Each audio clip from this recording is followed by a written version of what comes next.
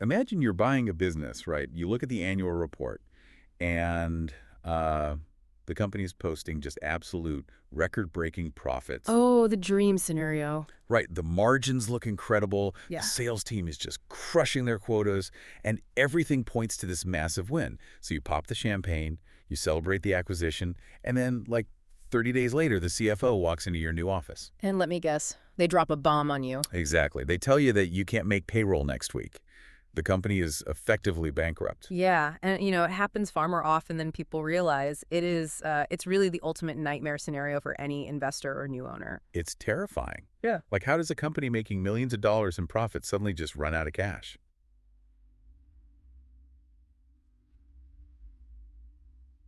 Welcome to our deep dive. I'm your host, and today we are taking a close look at a video guide titled Understanding Deep Financial Analysis of Toy. It's a great source. Really breaks down the mechanics. It really does. And our mission today is to take something that usually makes people feel completely overwhelmed.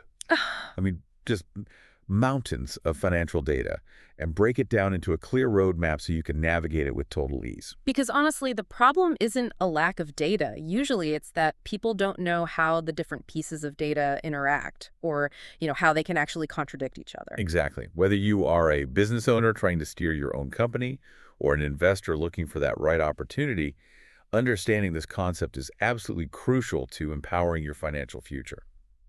So, okay, let's unpack this. Let's do it. Because if we want to avoid buying that profitable but, secretly bankrupt company, Yeah. we have to start with the raw materials. You can't analyze what you don't have. Right. It's the foundation. The sources dictate that you need three specific distinct reports: Mhm. the balance sheet, the income statement, and the cash flow statement. It's kind of like prepping ingredients before you cook a complex meal. I like that analogy. Yeah, like you can't start cooking without knowing what's in the pantry. But why these three specific ingredients? Why does having the balance sheet, income statement, and cash flow prevent a business owner or an investor from just flying blind? Well, what's fascinating here is how simply gathering this raw data is the necessary first step to transforming all those complex numbers into clear insights. They're not just columns of numbers, they're like the biological systems of the business. Wait, biological systems? Yeah. Like anatomy? Yeah, exactly. Yeah. So think of the income statement as the muscular system. Okay, the muscles. Got it. Right. It shows you the strength and the growth over a period of time, like how much revenue they're flexing, what the operating expenses are, the net profit. It's the headline number everyone loves to look at. Sure, it's the vanity metric almost. Exactly. But then you have the balance sheet, and that is the skeletal structure. It's a snapshot of the structural integrity at an exact moment in time, what the company owns the assets and what it owes the liabilities. Ah, okay, so the income statement is how strong you are, but the balance sheet is how much weight your bones can actually support without snapping. That's a great way to phrase it. But here's the catch. Neither of those systems matter if the heart stops beating. The cash flow statement. Exactly. That acts as the cardiovascular system, just tracking the actual movement of hard cash in and out of the business. And this brings us right back to that opening nightmare, doesn't it? Because the tension between those three systems is where the danger actually lies.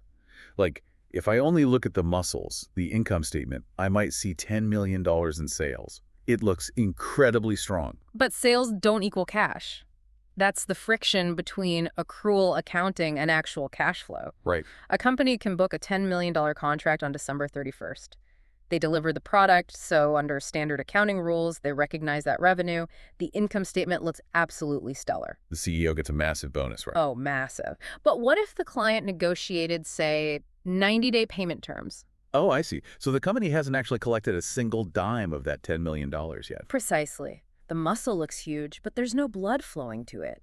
If that same company has $2 million in debt payments due on January 15th and only $1 million in actual cash sitting in the bank. They're going to default. Wow. Yeah. The cash flow statement would have warned you. The balance sheet would have shown the looming debt.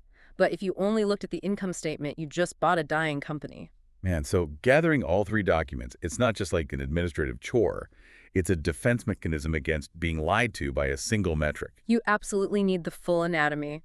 And once you have it, that initial overwhelm starts to fade because the complete picture is finally in front of you. Okay, but I have a problem with that. Let's say I have the full anatomy right in front of me. Muscles, skeleton, blood flow, all of it. Okay. but I'm looking at a snapshot of a single day. Like, how do I know if I'm looking at a healthy marathon runner Yeah. or someone who is, rapidly aging and about to collapse tomorrow? Which forces us into the second step.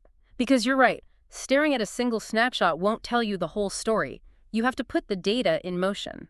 Because a single data point is just like a single frame of a movie. Exactly. You look at one frame, and it's this beautiful shot of a couple standing on the deck of a luxury cruise ship. Looks great.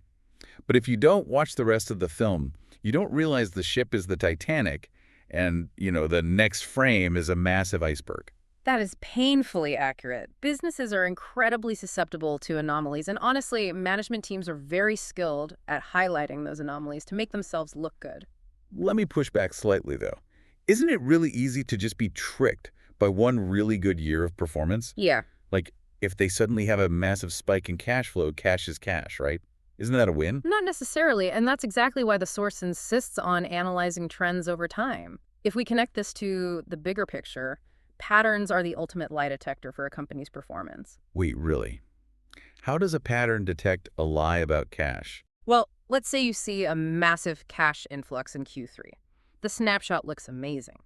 But when you map the trend line over the last, say, 4 years, you realize their operating revenue, the money they make from actually selling their core product, has been declining by 8% every single year. Uh-oh. So where did the Q3 cash come from? They sold their headquarters. Or maybe they liquidated a vital piece of intellectual property. They generated a one-time surge of cash to cover up the fact that their daily operations are bleeding out. Oh, wow. They were literally selling off their own skeleton to keep the cardiovascular system pumping for one more quarter. Exactly. And a single snapshot won't tell you that.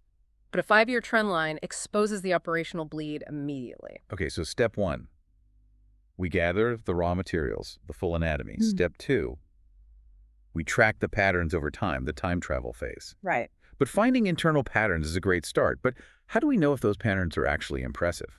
Like, what if they're growing at 4%, but everyone else is growing at 20%? Then you're losing market share. Internal patterns alone aren't enough. Which means we need a measuring stick. And here's where it gets really interesting.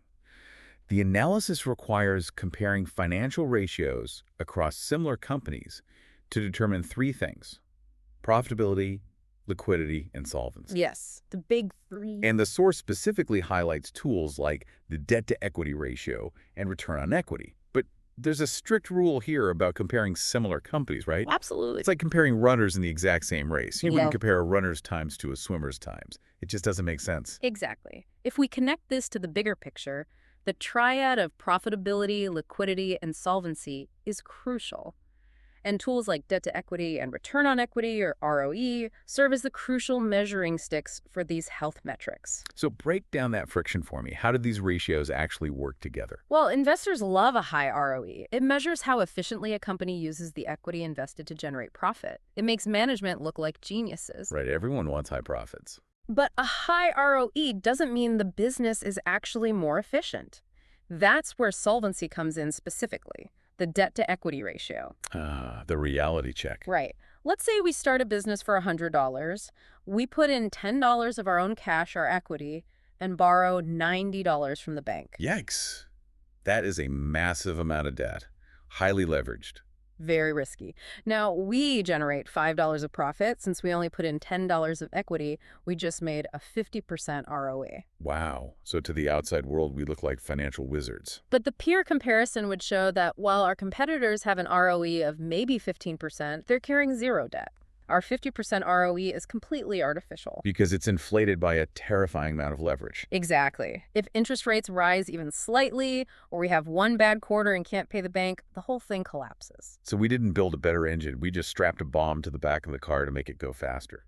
That is exactly what excessive leverage is. Without running those ratios, you'd think it was a massive success right up until it defaults. Okay, so we've got our clean data, our trend lines, our ratios, but the math only exists inside this volatile real world, right? We have to look outside the company to predict what happens next. Step 4, looking outward, assessing external risks. The sources mention market conditions, competition, regulatory factors. So what does this all mean? Doesn't factoring in outside elements kind of complicate the clean, pure math we just did with all those ratios? It's a valid question, but critical thinking requires looking at the broader context. Without looking at market conditions and regulatory factors, your predictions aren't truly, informed. Because math assumes a vacuum, right? Hmm. But business operates in a hurricane. Perfectly said. The balance sheet tells you what happened yesterday. External risk assessment is the only way to predict if those numbers will hold true tomorrow. Give me an example. How does a shifting external environment invalidate a perfect set of financial ratios? Imagine a mining company. Flawless, deep financial analysis, high profit margins, clean balance sheet, phenomenal cash flow, best-in-class ROE. Mathematically, a perfect investment. Right. But then you look out the window. A new environmental protection law is sweeping through the legislature, targeting the exact chemical extraction process they use to get those margins. Oh, wow. So the very thing making them profitable is about to become illegal. Or astronomically expensive to permit. The flawless 5-year trend line doesn't matter anymore because the rules of the game just changed. That makes total sense. Mm. Taking the race car out of the controlled wind tunnel and realizing you have to drive it on a dirt road in the pouring rain. Exactly. Are there aggressive new competitors? Supply chain bottlenecks? You have to synthesize the internal health with the external threats. Which brings us to step 5, the ultimate test.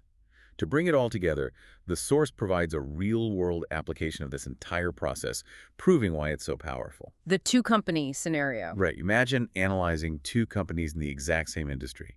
Company A shows consistent, steady growth, low debt. Company B has a flashier narrative, maybe a louder media presence, but they are struggling with debt. And a deep financial analysis clearly highlights which is the better investment. It's amazing how following these steps, from gathering the balance sheets to tracking the trends, running the ratios, and assessing market risks, it just cuts completely through the noise. It takes all that overwhelming data and boils it down to a clear, actionable choice between the growing company and the debt-saddled one. It really does, and this raises an important question. Think about how often people simply guess on investments without doing this process. It's staggering. They trust the narrative instead of the numbers. But the core promise of this source is clear. Deep financial analysis equips you to make smart choices. It turns an anxiety-inducing gamble into a calculated certainty. It's so empowering, and it proves that the complexity of financial data is really just a series of logical steps. Just a roadmap. Exactly. So let's recap the journey we built today. Right. First, you gather the reports, the balance sheet, income statement, and cash flow, the foundation. The full anatomy. All right. Second, track the trends over time to spot anomalies. Third, run the ratios for profitability, liquidity, and solvency, keeping an eye out for that dangerous leverage. And finally, assess the outside risks, the market conditions, and regulations. Synthesize the internal math with the external reality. You got it. So, to you listening, ready to start analyzing, dive into your data today and empower your financial future. But before we wrap up, I want to leave you with a final thought to mull over. The source highlights how clear the choice becomes when comparing a growing company to one struggling with debt. But imagine a scenario where a company's internal financial ratios look absolutely flawless, yet the external regulatory factors are shifting massively against them. When making your informed predictions, which carries more weight? The undeniable historical math or the looming unquantifiable market risks? Wow. A heavy question for sure.